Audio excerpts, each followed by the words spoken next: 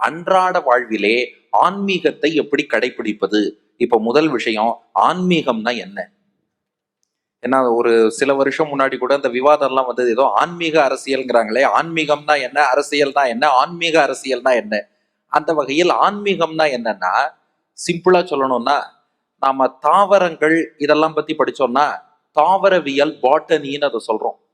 இப்போ பூமியில உள்ள கடல், மலை, நதி இதெல்லாம் பத்தி படிச்சா அத ஜியோகிராபி, புவியியல் அப்படின்னு சொல்றோம். வரலாறு, மன்னர்கள் இதெல்லாம் பத்தி படிச்சா ஹிஸ்டரின்னு சொல்றோம். இலக்கியங்களை பத்தி படிச்சா லிட்ரேச்சர்னு சொல்றோம். கணக்கு, கணிதம் பத்தி படிச்சா மேத்தமேட்டிக்ஸ்ங்கிறோம். அதுபோல நம்மை பற்றி நாம் படிப்பதற்கு ஆன்மீகம்னு பேர். ஆன்மா, ஆத்மா இருக்கு இல்லையா, நாம யாருன்னா நாம ஆத்மா. அப்போ வெளியில உள்ளதெல்லாம் பத்தி படிக்கிறது மத்த சப்ஜெக்ட். இந்த ஆன்மான்னு நாம ஒருத்தர் இருக்கோமே, நான் யார் என்பதை பற்றி படிச்சா அதுக்கு ஸ்பிரிச்சுவாலிட்டின்னு பேரு, அதற்கு தான் ஆன்மீகம்னு பேரு.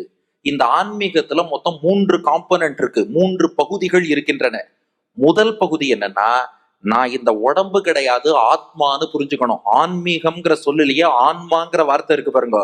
ஆன்மாவை படிப்பதுதான் ஆன்மீகம். அதாவது புவியை பற்றி படித்தால் புவியியல், தாவரத்தை பற்றி படித்தால் தாவரவியல், அது போல வேதிய பொருட்களை பற்றி படித்தால் வேதியியல், அது போல ஆன்மீகத்தை, ஆன்மாவை பற்றி படிப்பது ஆன்மயியல் தான் அந்த ஆன்மீகம். அப்போ முதல் பகுதி, நான் ஒரு ஆத்மான்னு புரிஞ்சுக்கணும். நான் இந்த உடம்பு கிடையாது, ஆத்மான்னு புரிந்து கொள்வது ஆன்மீகத்தின் முதல் பகுதி.